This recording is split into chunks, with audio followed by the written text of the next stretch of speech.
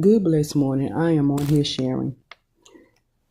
I remember when I was a little girl and my mother used to press our hair, press my hair.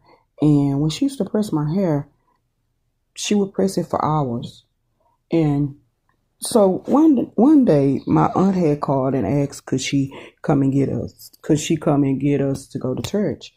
And my mother said, sure, you can come get them. They'll be ready in the morning. So my mother was, pressing hair and washed it in grease, whatever. And so we sitting there, we waiting, like, thank you, God, because my mother would never let us go outside or have friends or, just do normal things as children.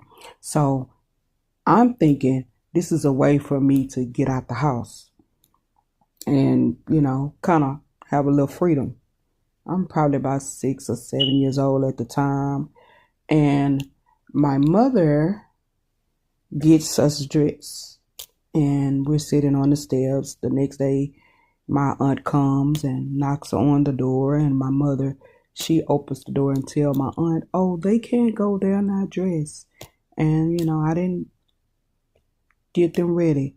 We're fully dressed, hair done, sitting there. Just all we had to do is walk out the door.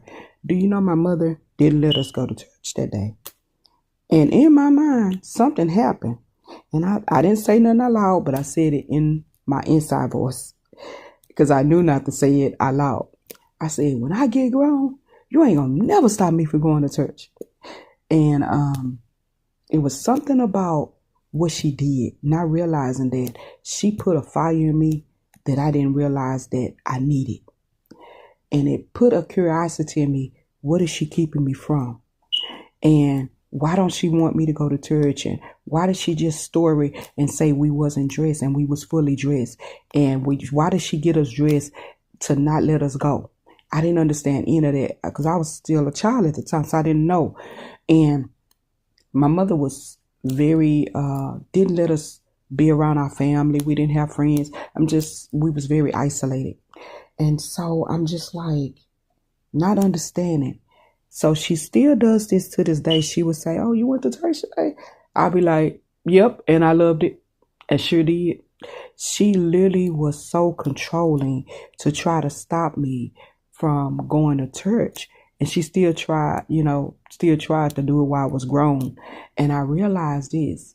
What the enemy meant for evil, God turned it around and used it because it put a spark in me to make me want to go to church, give me a desire to go to church, to love going to church. So